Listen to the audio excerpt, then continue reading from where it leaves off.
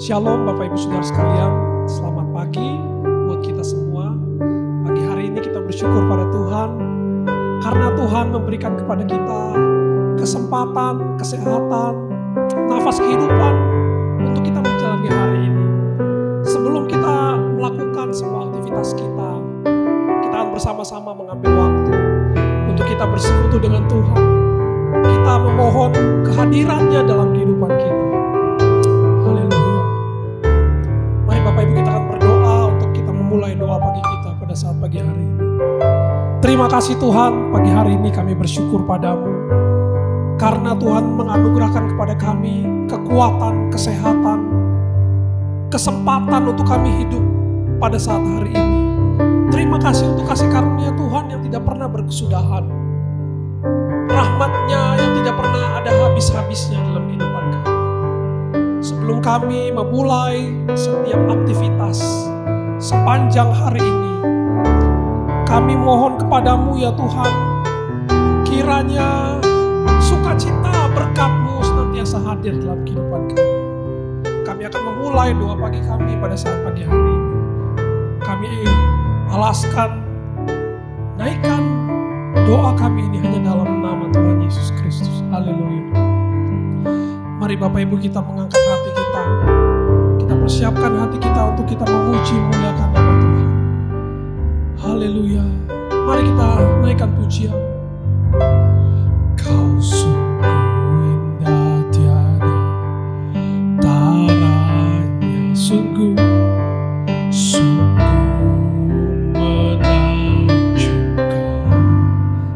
ajaib untuk lebih dari semua yang ada, lebih dari semua yang ada. Hikmat-Mu tiada terselami, kasih-Mu dalam tak terduga.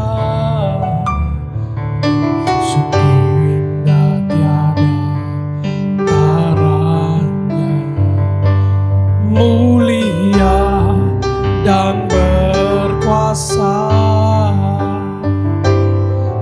kagum hormat akan Engkau, kagum hormat akan Engkau. Kau Allah yang layak dipuji,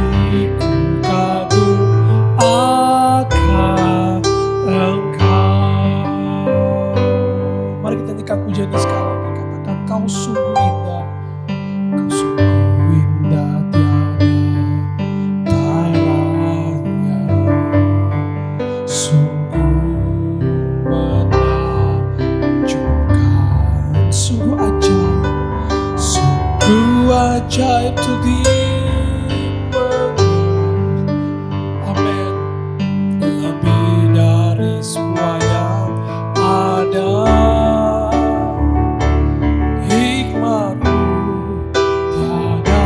selami kasih-Mu, kasih-Mu dalam tak terduga. Kau sungguh indah, Kau sungguh indah tiada taranya, mulia dan berkuasa.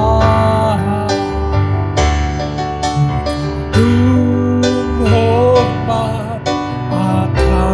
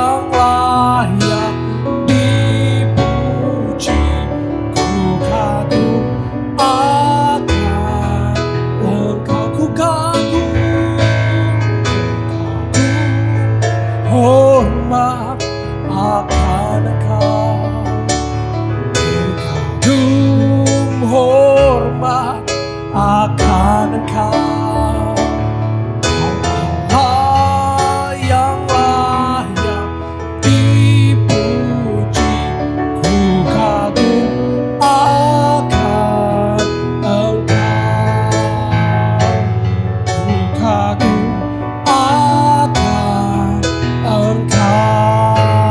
Amin. Ku kagum akan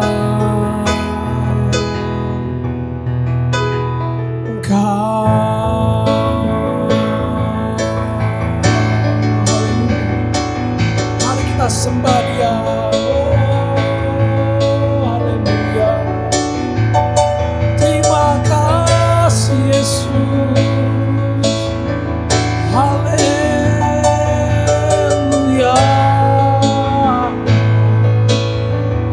Haleluya. Kami sembah Kau. Terima kasih Tuhan,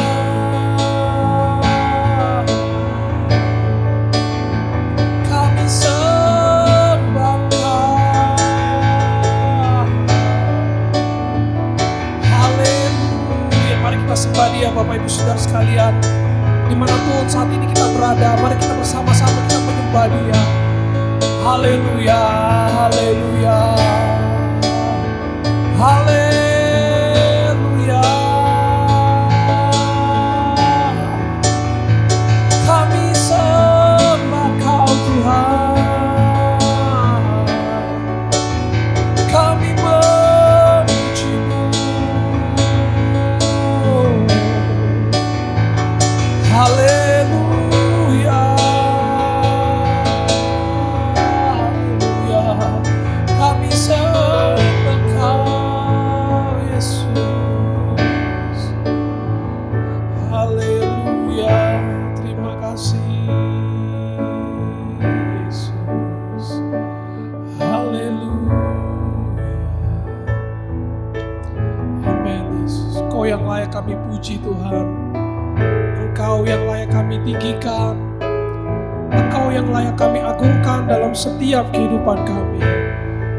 Haleluya. Hanya Engkaulah Tuhan yang layak menerima segala penyembahan, pujian dan kemuliaan ya Tuhan Yesus sampai selama-lamanya. Terima kasih. Haleluya, haleluya. Kami bersyukur Tuhan. Haleluya.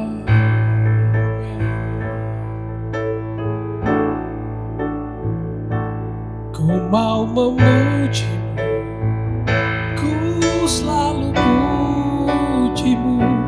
Ku mau menyembah-Mu, ku selalu sembah-Mu. Hanya Kau layak terima semua pujian, kemuliaan hanya bagi Tuhan. Ku mau memuji-Mu, mau memuji, ku selalu puji-Mu. Mau menyembah, ku selalu sembah-Mu.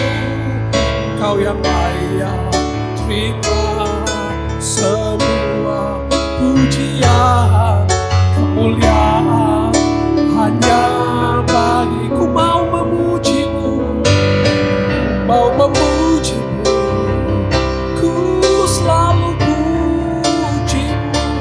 Ku mau menyembah-Mu, ku selalu sembah-Mu. Kau yang layak terima semua pujian, kemuliaan hanya bagi. Sekali katakan, ku mau memuji-Mu, ku mau memuji-Mu, ku selalu puji-Mu.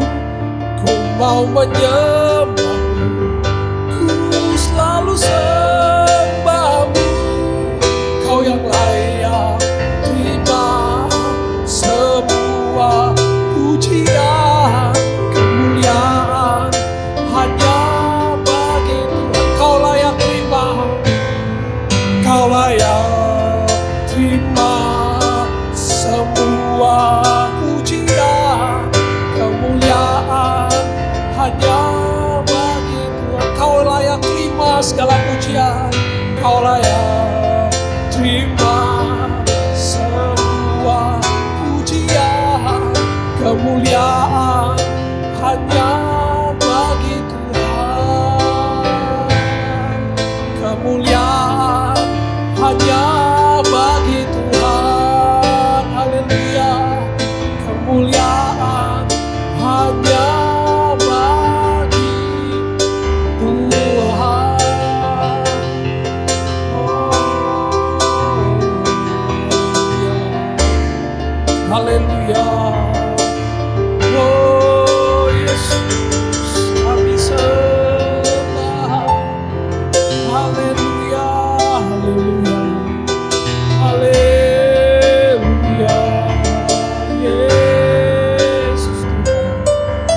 kami muliakan Kau.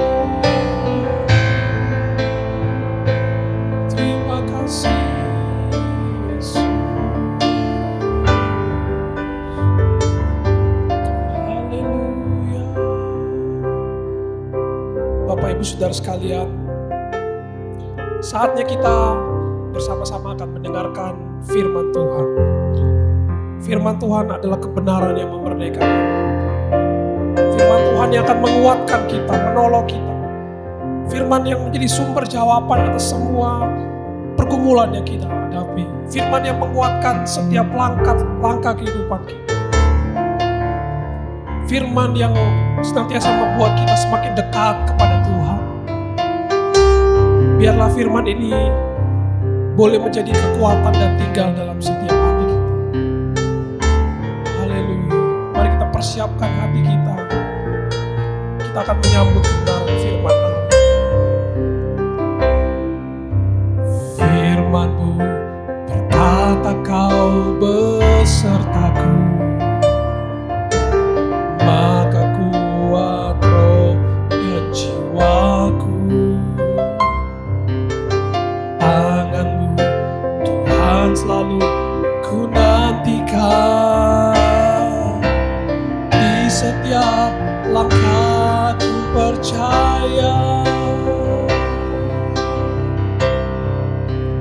dengan sayap-Mu ku akan terbang tinggi. Di tengah badai hidup ku tak menyerah. Kau kekuatan dan perlindungan bagiku. Pertolonganku di tempat maha tinggi. Ku memandang hati, aku berserah. Kau ku nantikan, Kau yang ku sembah. Yesusku, Rajaku. Kita naikkan pujian sekali lagi dari awal. Katakan firman-Mu. Firman-Mu berkata Kau besertaku, maka kuat roh dan jiwaku. Tangan-Mu Tuhan selalu ku nantikan. Di setiap langkah ku percaya, dengan sayap-Mu ku akan terbang tinggi. Di tengah badai ku tak menyerah. Kau ku nantikan, Kau ku sembah. Yesusku, Rajaku. Kau ku nantikan, Kau yang ku sembah. Kau ku nantikan, Kau ku nantikan, Kau yang ku sembah. Kau ku nantikan, Kau yang ku sembah. Yesusku, Rajaku. Haleluya. Terima kasih Tuhan. Saya serahkan pada hamba-Nya.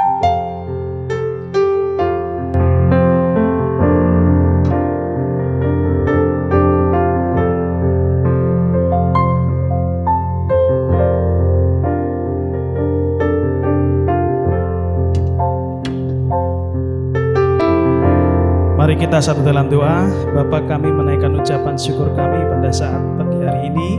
Kami datang kembali ke hadirat Tuhan. Kami sudah merasakan lawatan kuasa Tuhan di dalam setiap puji-pujian kami. Dan kami akan mendengar, merenungkan kebenaran firman Tuhan pagi hari ini. Kami serahkan pemberitaan firman-Mu.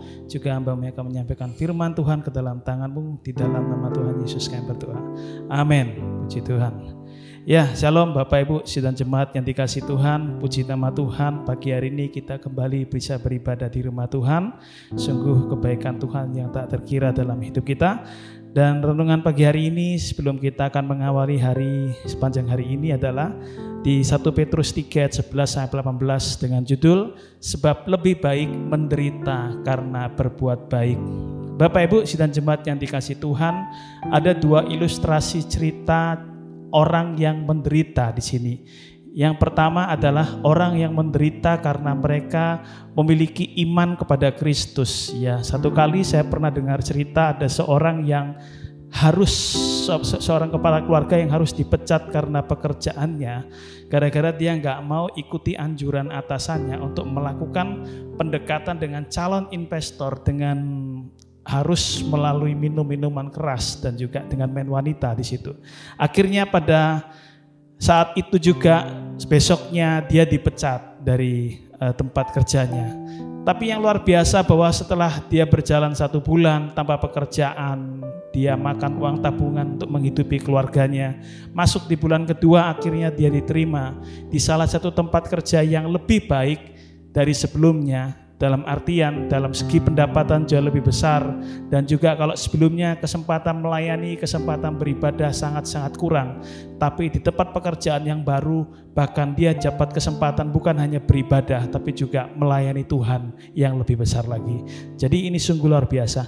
Lalu ada jenis penderitaan yang kedua, cerita di sini yaitu berbicara mengenai orang yang ketahuan berbuat jahat, orang yang ketahuan merampok di situ.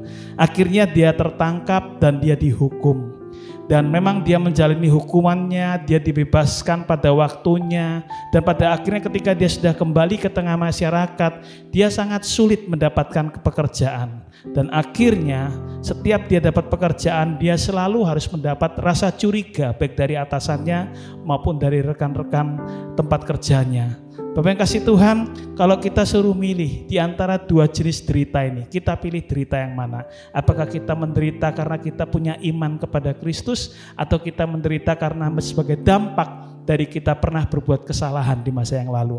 Bapak yang kasih Tuhan, saya ingat juga di dalam dunia pertanian, ya, di dunia pertanian kita mengenal ada istilah bahwa siapa yang akan menanam sebuah benih, maka dia akan mengetamnya. Siapa yang menabur sebuah benih di atas tanah, dia akan menuainya. Apalagi kalau kita tahu orang-orang Indonesia mengatakan di Indonesia tanahnya subur, ya. Gemah ripah loh jinawi, ya. Tanam tomat, tumbuh tomat. Tanam sayur, tumbuh sayur. Taman lombok, tumbuh lombok. Itulah hukum kehidupan yang diadopsi dari dunia pertanian, di mana ada suatu aksi, maka di situ pasti ada sebuah reaksi. Di mana ketika kita berbuat sesuatu, maka pastinya seseorang akan menghasilkan akibat dari perbuatan sebelumnya. Kebaikan yang ditabur, maka akan dibalas dengan kebaikan. Kejelekan yang ditabur, maka kejelekanlah yang akan dituainya. Ya, kalau mungkin dapat diringkas di sini adalah istilah tabur tuai. Tapi saya tidak memfokuskan renungan pagi hari ini di dalam masalah tabur tuai. Nah, kasih Tuhan, ada seorang yang bernama Roy T. Bennett yang mengatakan demikian, treat everyone with politeness and kindness, not because they are nice, but because you are. Artinya bahwa perlakukanlah semua orang dengan sopan dan baik, bukan karena mereka sudah terlebih dahulu berbuat baik kepadamu, tidak.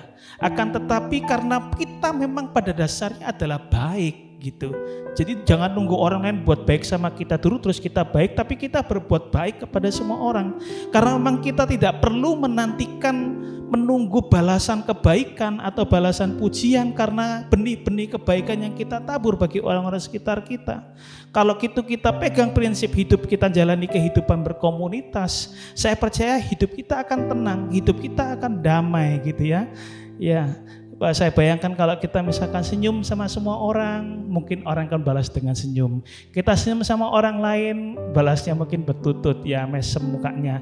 Tapi kita bersyukur bahwa kita tetap berbuat baik kepada semua orang. Nah, di dalam kitab 1 Petrus pasal yang ketiga ayat 13-22 ini adalah Petrus menuliskan surat kepada pengikut-pengikut Kristus, kepada murid-murid Yesus yang sedang membutuhkan sebuah nasihat ilahi ketika mereka harus diperhadapkan pada situasi yang rumit, Sangat rumit bagi mereka, gak masuk logika bagi mereka. Karena apa? Di mana kebaikan, berbagai macam kebaikan, berbagai macam nilai kebenaran firman Tuhan yang mereka hidupi justru harus ditentang, justru harus ditabrak oleh nilai-nilai budaya dan nilai-nilai dunia yang ada pada saat itu. Mereka dibully walaupun mereka berbuat baik, mereka dihina walaupun mereka berbuat baik, tidak sedikit yang disiksa dengan intimidasi dan penderitaan karena mereka beriman kepada Yesus. Bapak kasih Tuhan, saya jadi ingat cerita mengenai beberapa waktu yang lalu bagaimana ada seorang mahasiswa yang sampai bunuh diri gitu ya, karena dia dibully oleh teman-temannya karena imannya kepada Kristus. Nah, bukankah Petrus sudah ingatkan kepada jemaat Tuhan di dalam 1 Petrus 2 ayat 19-25 kalau Bapak Ibu nanti baca di rumah, bahwa Petrus sudah ingatkan ada dua jenis penderitaan yang pastinya akan dihadapi anak-anak Tuhan selama mereka hidup dalam dunia. Yang pertama adalah karena dosa, seperti ilustrasi di awal yang saya ceritakan. Yang kedua adalah karena berbuat kebaikan yang tidak seharusnya ditanggung penderitaan itu.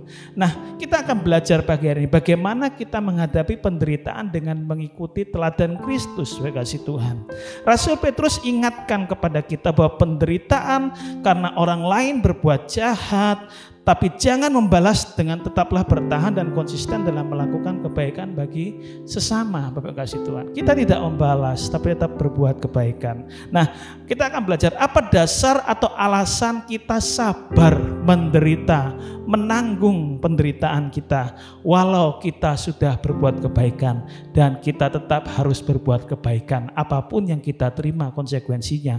Yang pertama di ayat 14 bagian A 1 Petrus pasal 3 dikatakan, tetapi sekalipun kamu harus menderita juga karena kebenaran, kamu akan berbahagia. Jadi dasar pertama kenapa kita harus tetap berbuat baik, karena firman Tuhan menjanjikan bahwa orang yang seperti ini adalah orang yang akan menikmati kebahagiaan gitu ya. Jadi ketika kita hidup dalam standarnya kebenaran firman Tuhan, Bapak Ibu, ada resikonya, ada berkatnya, ada resikonya. Resikonya adalah apa? Bahwa iman kita tidak selalu akan diterima oleh dunia. Ya, saya pakai ilustrasi yang di awal tadi cerita, bagaimana ketika ada seorang karyawan yang diperintahkan oleh bosnya untuk melakukan ini itu yang bertentangan dengan firman Tuhan, dia tidak melakukannya. Akibatnya apa? Akibatnya dia dikatakan sok suci, sok kudus ya, atau mungkin dalam lingkungan pekerjaan dikatakan sok rajin gitu. Tapi itu adalah konsekuensi dari kita melakukan kebenaran firman Tuhan. Saya bawa dalam konteks para mahasiswa atau di lingkungan sekolah. Mungkin dalam lingkungan satu kelas itu punya sebuah komunitas dan dikatakan, loh kamu gak kasih contekan sama saya. Ya, saya gak mau ngasih karena bertentangan dengan firman Tuhan. Pada akhirnya kita dikucilkan di dalam pergaulan, bahkan dalam pertemanan, dan jujur hal-hal seperti ini adalah hal yang gak nyaman Bapak Ibu. Jangankan di tempat sekolah, bahkan di tempat pekerjaan juga hal ini pasti nggak nyaman untuk dijalani ke depannya. Nah, keadaan-keadaan menderita yang seperti inilah yang dijanjikan Tuhan bahwa kamu akan tetap berbahagia. Ini sejalan dengan apa yang Yesus ajarkan di dalam Matius 5 ayat 10, dikatakan bahwa berbahagialah orang yang dianiaya oleh sebab kebenaran. Karena apa? Merekalah yang empunya kerajaan sorga. Jadi ini kuncinya kenapa orang harus tetap berbuat baik walaupun dia harus menderita. Karena mereka akan berbahagia. Karena mereka kebahagiaannya adalah mereka akan mempunyai kerajaan sorga, mempunyai atmosfer kerajaan sorga di dalam hidupnya di dunia, mempunyai berkat-berkat ilahi di dalam kerajaan sorga waktu kekekalan datang, yaitu Tuhan Yesus datang yang kali kedua. Paulus sendiri katakan hal kerajaan sorga di dalam Roma 14 ayat 17 bukanlah soal makanan dan minuman, tetapi soal kebenaran, damai sejahtera dan sukacita yang dikerjakan oleh Roh Kudus. Jadi kalau kita mau menikmati hari-hari depan yang penuh dengan damai sejahtera, yang penuh dengan sukacita, maka tidak ada jalan lain selain kita tetap siap hidup dalam kebenaran walaupun resikonya kita harus menderita, dikucilkan oleh orang-orang di sekitar kita. Pertanyaannya adalah kalau kita sepanjang hidup kita bekerja, sepanjang hidup kita berkomunitas, sepanjang hidup mungkin kita berkeluarga dengan keluarga yang belum dalam Tuhan, kalau kita nggak pernah alami kesusahan, kalau kita nggak pernah alami penderitaan, karena kita tetap berpegang teguh pada kebenaran firman Tuhan di tengah dunia yang berdosa ini, pertanyaannya apakah hidup kita sesuai dengan firman Tuhan atau tidak?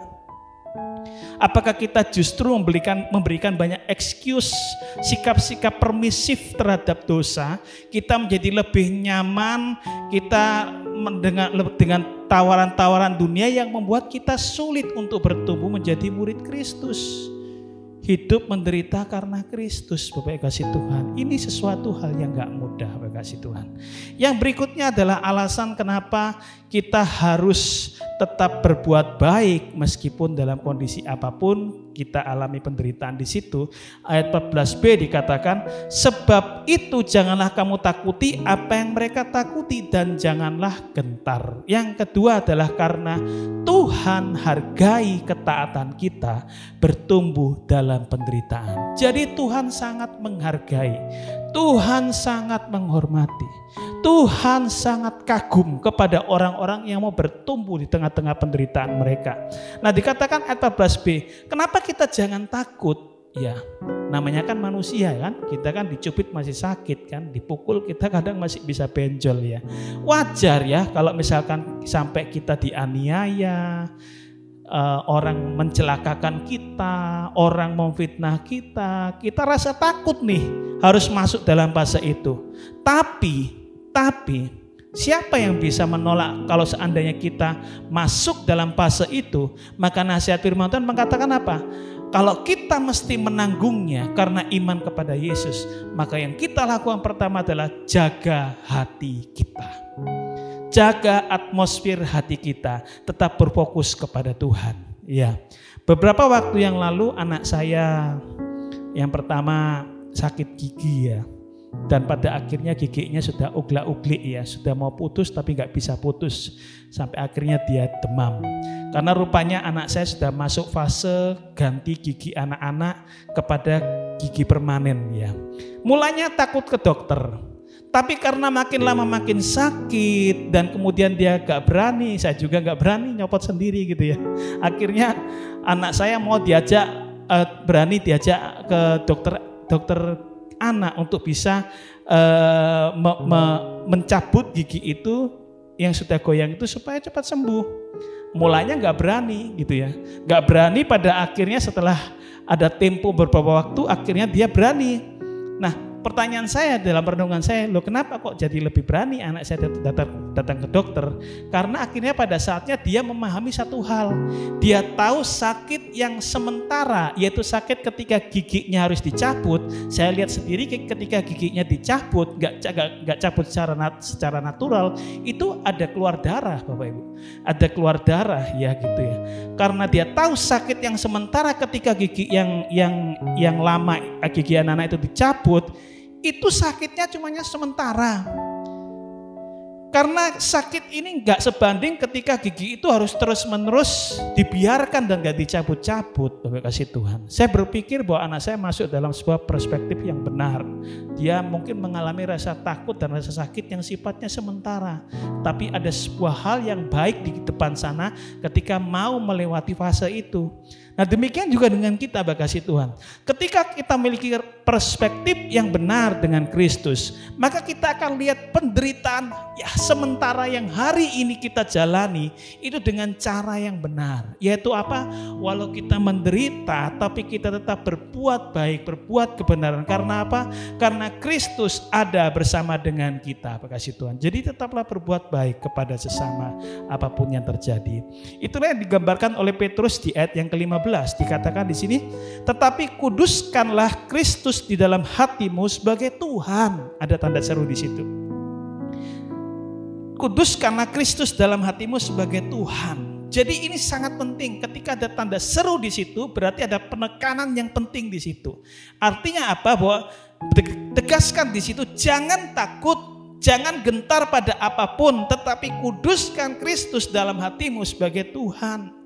Artinya adalah bahwa mari kita menempatkan Kristus sebagai prioritas pertama dan utama dalam hidup kita. Kalau kita hari ini sedang menderita, ditolak, harus di PHK, harus dianiaya secara fisik, harus dibully dengan perkataan karena iman kita, karena hidup kita dalam kebenaran, mari kita katakan dalam hati kita kuduskan Kristus dalam hati kita dengan berkata, Tuhan, apapun yang terjadi dalam hidupku, aku percaya Tuhan, Engkaulah segalanya bagiku, Engkaulah Tuhanku. Nah, itu merupakan satu hal yang baik, kasih Tuhan. Dan dikatakan di ayat 15b dikatakan, dan siap sedialah pada segala waktu untuk memberi pertanggungan jawab kepada tiap-tiap orang yang meminta pertanggungan jawab dari kamu tentang pengharapan yang ada padamu, tetapi haruslah dengan lemah lembut dan hormat.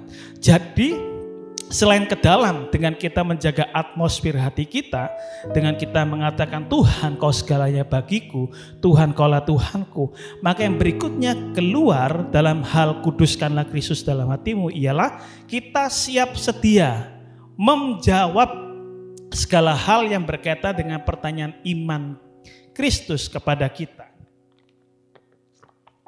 Kalau ada orang yang bertanya tentang iman dan pengharapanmu pada Kristus hari ini, maka kita mesti siap, kasih Tuhan. Loh Pak, saya 1 bulan ke gereja cuma sekali Pak, mau jawab apa Pak? Nah itu sekali lagi konsekuensinya kita mau jadi murid Kristus atau pengikut Kristus. Kalau kita memutuskan menjadi seorang murid Kristus, maka kita harus lebih lagi bayar harga, kita harus lebih total lagi mengikut Tuhan. Ibadahnya jangan bolong-bolong gitu ya. Kita mesti belajar firman Tuhan, kita masuk di dalam persekutuan host family. Kita sungguh-sungguh percaya bahwa ketika kita tekun mengikuti kegiatan-kegiatan itu, Tuhan akan berikan hikmat bagi kita, Tuhan akan berikan pemahaman bagi kita, dan kita akan diurapi oleh Roh Kudus sehingga kita bisa menjawab setiap pertanyaan-pertanyaan mengenai iman kita kepada Kristus oleh orang-orang dunia ini, makasih Tuhan.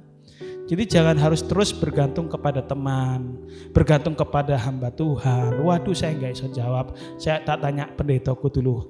Ya itu mungkin kalau misalkan ada hal-hal yang rumit yang ditanyakan. Tapi mengenai hal-hal yang berdasar, maka kita bisa kok menjawab dengan cara apa? Kita tekun beribadah, kita tekun bersaat teduh, kita tekun belajar firman dalam pendalaman Alkitab, kita tekun dalam HF Komsel kita untuk kita bisa semakin bertumbuh secara karakter di dalam Kristus. Dan yang terpenting adalah bahwa kita mengalami pengalaman-pengalaman pribadi dengan Tuhan. Dampaknya apa kasih Tuhan? Ayat 16 tadi dikatakan bahwa dan dengan hati nurani yang murni supaya mereka yang memfitnah kamu karena hidupmu yang saleh dalam Kristus menjadi malu karena fitnahan mereka itu. Jadi bahwa ya kita sebagai anak Tuhan kita siap juga masuk dalam fase difitnah itu gitu ya.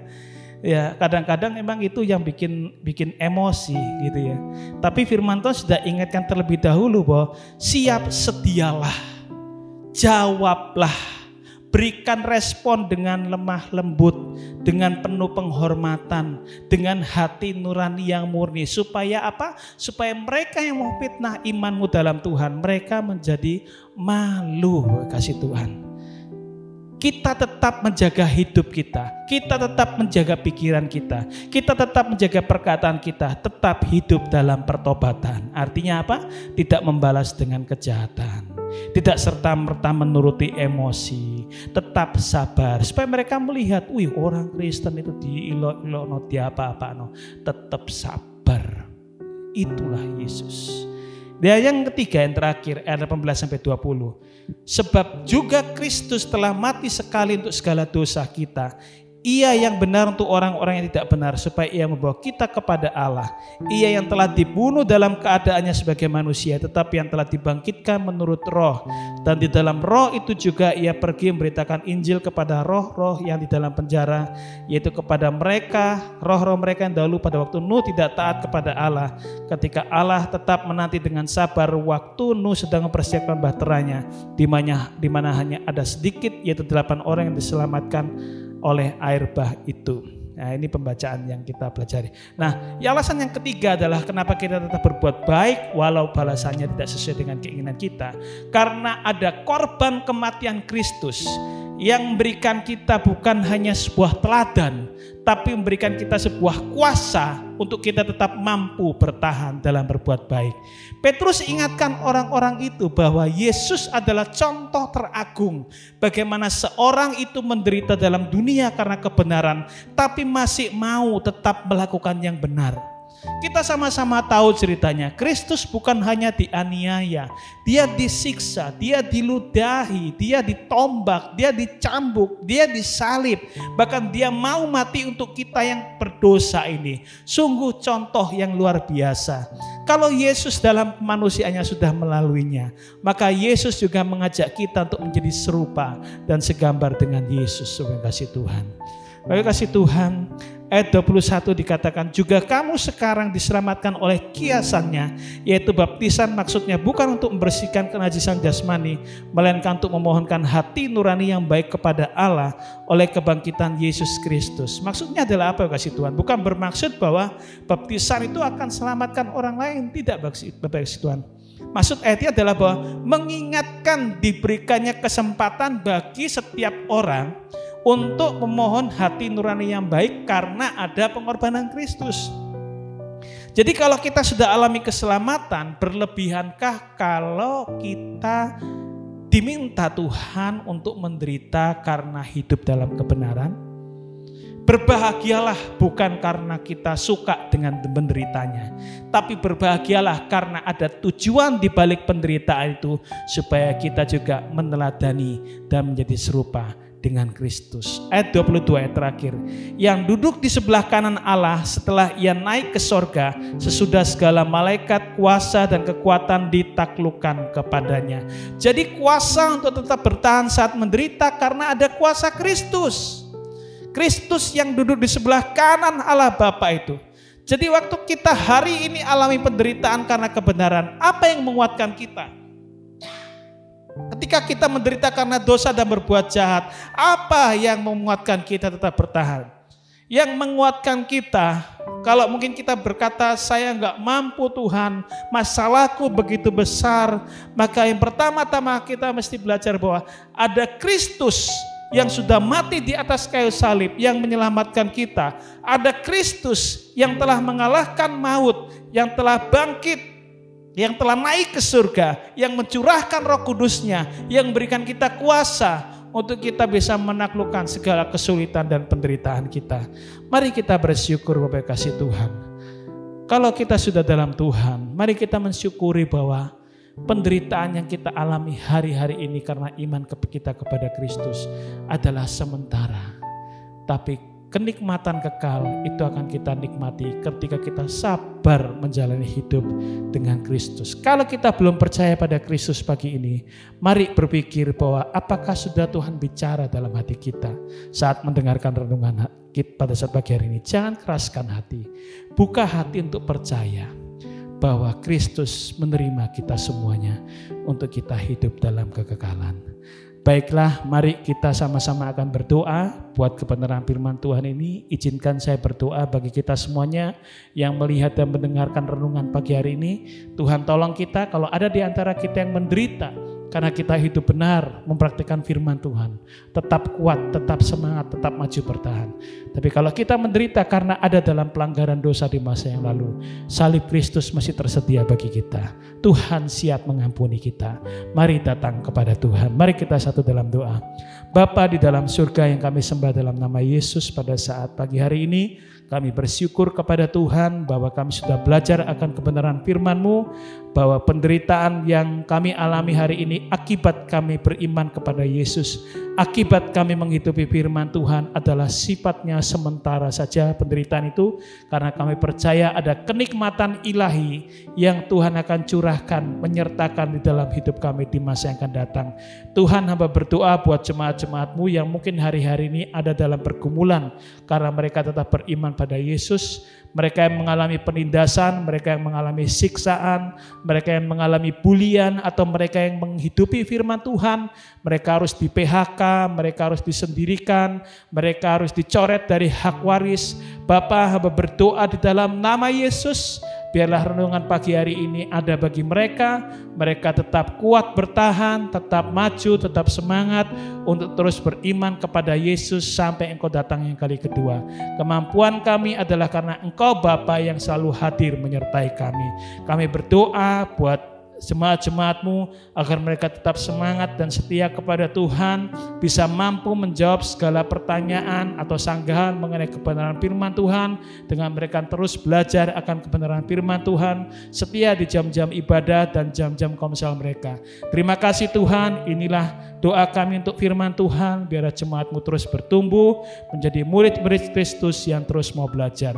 Hamba juga berdoa menaikkan doa-doa syafaat buat bangsa dan negara kami, buat semua pemimpin di kota kami Surabaya, buat pemerintah, buat persiapan-persiapan peralihan kepemimpinan di negara kami. Tuhan semua yang atur, Tuhan berikan damai sejahtera, Tuhan berikan perlindungan, pemeliharaan, bahkan tongkat estafet itu akan berjalan dengan lancar, tidak ada hal-hal yang tidak diinginkan, semua ada dalam kendalinya Tuhan. Kami juga berdoa buat gereja Tuhan di Indonesia, khususnya GSJ Ebenezer, satelit-satelit dan semua komisi dalam sisa program tahun ini, biarlah semua berjalan dengan baik, tetap ada jiwa-jiwa yang dimenangkan, dan kami kembalikan segala hormat kemuliaan bagi nama Tuhan. Hikmat-hikmat ilahi menyertai para pemimpin gereja ini, mulai dari Om Akai Hatu sebagai hamba Tuhan senior, penasihat gereja Bapak Pendeta Sani, keluarga Gembala Sidang Bapak Pendeta Triyogo, Ibu Ingrid dan anak-anak, Wakil Gembala Pak Pendeta Haryati, seluruh majelis gereja, staf pastoral, pengerja di wilayah dan komisi, dan sekolah kami THB beserta seluruh guru-gurunya, pemimpin yayasan, kami serahkan semuanya dalam tangan Tuhan. Hikmat ilahi menyertai pelayan mereka, tutup bungkus mereka dengan darah Yesus, dan apapun yang mereka kerjakan Tuhan buat berhasil. Kami juga tetap berdoa buat jemaat-jemaat Tuhan yang hadir hari ini maupun yang sedang menyaksikan secara live streaming. Tuhan tolong apapun yang mereka hadapi, sakit penyakit, kesulitan ekonomi, masalah pekerjaan, masalah rumah tangga, hamba berdoa di dalam nama Yesus, damai sejahtera Allah menyertai kehidupan mereka, dan mereka menikmati kemuliaan kekal Tuhan di dalam setiap kehidupan mereka. Kami serahkan Tuhan seluruh doa-doa syafaat kami yang terbatas ini ke dalam tangan-Mu di dalam nama Yesus. Mari Bapak Ibu dan jemaat kasih Tuhan, angkatlah hatimu untuk menerima berkat Tuhan. Percayalah bahwa Tuhan Yesus memberkati langkah kita sepanjang hari ini. Percayalah bahwa Tuhan memberkati dan melindungi Bapak Ibu dan jemaat. Tuhan menyinari dengan wajah-Nya dan memberikan kasih karunia. Tuhan memperhadapkan wajah-Nya kepada kita sekaliannya dan memberkati dengan damai sejahtera. Kita akan pulang dan menutup doa pagi ini dengan penuh sukacita bahwa berkat besar dari Allah Bapa di surga, cinta kasih dari Yesus Kristus, penyertaan penghiburan dari Roh Kudus menyertai kehidupan kita pagi hari ini, sepanjang hari ini, bahkan sampai Maranatha Yesus datangnya kalau kita menjemput kita. Mari kita semua percaya sama-sama katakan amin. Selamat pagi, Tuhan Yesus memberkati.